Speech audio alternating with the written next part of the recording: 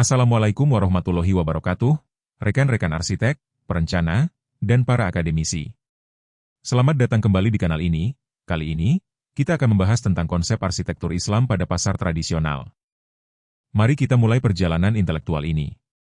Saat kita melihat arsitektur pasar, seringkali kita terjebak pada estetika minimalis masonri atau material modern seperti kuningan yang dipoles.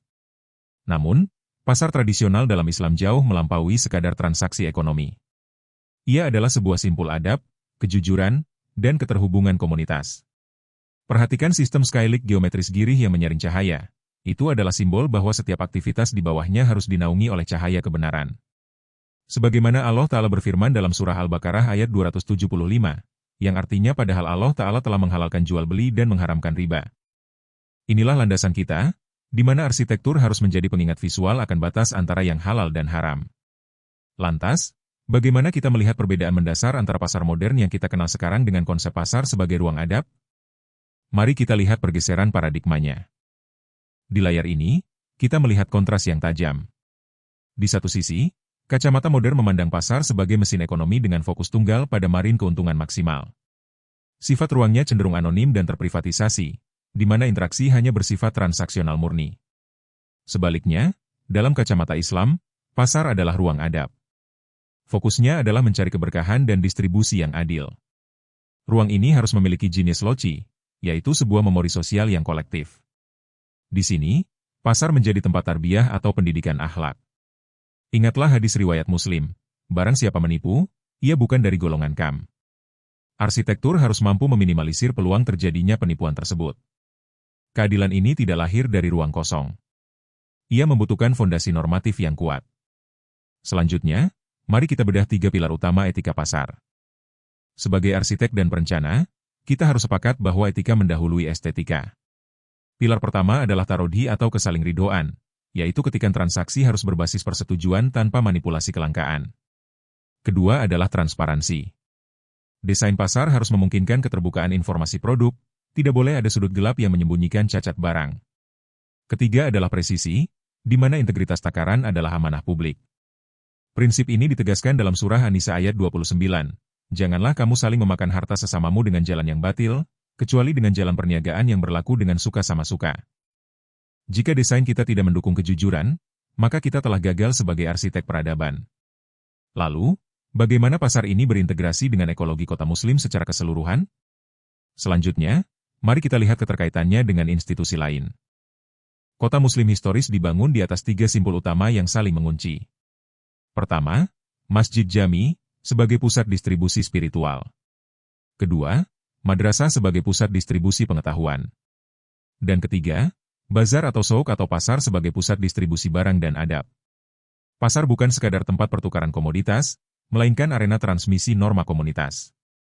Ada keberkahan yang mengalir di sini.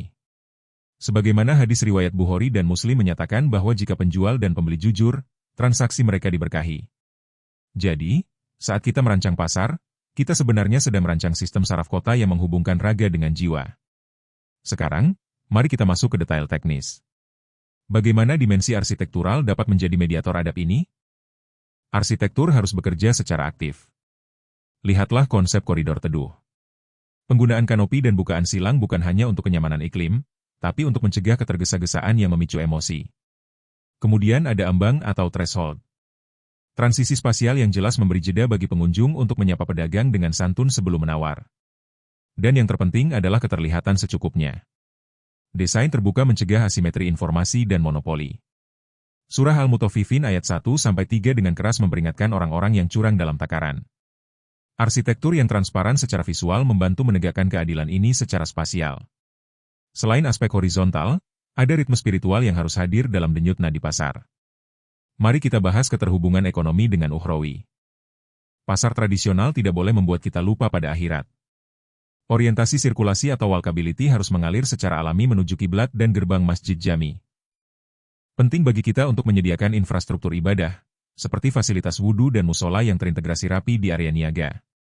Kita butuh jeda spasial untuk meredam hiruk-pikuk duniawi. Ini adalah aplikasi dari surah Al-Jumu'ah ayat 9, yang memerintahkan kita untuk segera mengingat Allah Ta'ala dan meninggalkan jual beli saat azan berkumandang. Pasar harus menjadi ruang yang memudahkan mental seseorang untuk berpindah dari transaksi materi menuju zikir. Ruang-ruang ini pada akhirnya dihuni oleh manusia. Selanjutnya, mari kita lihat bagaimana pasar membentuk karakter berbagai generasi. Pasar adalah laboratorium sosial. Bagi generasi muda, ini adalah ruang edukasi nyata untuk belajar kesantunan dan mengenali barang halal.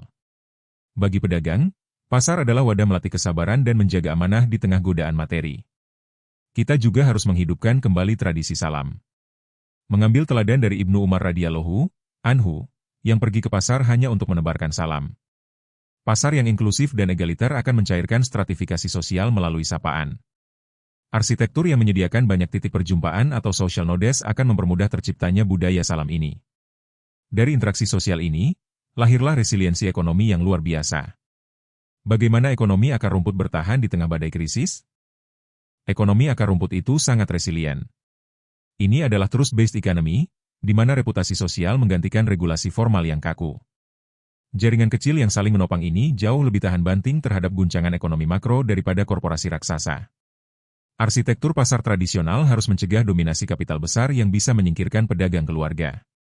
Ada larangan dalam hadis tentang talaki ar-rukban, yaitu mencegat pedagang sebelum masuk pasar untuk memainkan harga. Desain pasar yang terpusat dan mudah diakses memastikan keadilan harga dan akses informasi yang sama bagi semua pihak.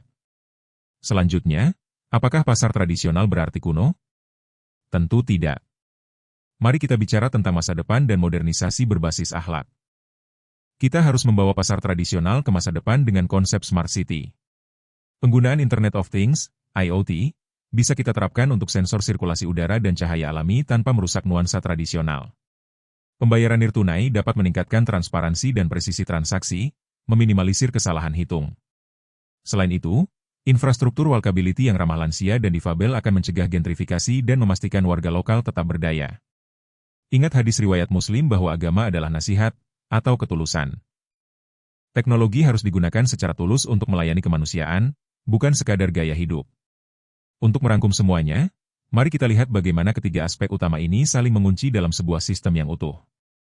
Sebagai penutup teknis, perhatikan 3 cincin integrasi ini. Intinya adalah fikih, atau validitas, yaitu memastikan transaksi halal dan bebas riba. Cincin tengah adalah adab, kualitas tradisi salam dan kesantunan yang menghidupkan interaksi. Dan cincin luar adalah arsitektur, fasilitas fisik yang mewadahi ruh tersebut melalui skala manusiawi dan kenyamanan. Ketiganya saling mengunci. Jika arsitekturnya abai, adab sulit terbentuk. Jika fikih dilanggar, keberkahan hilang.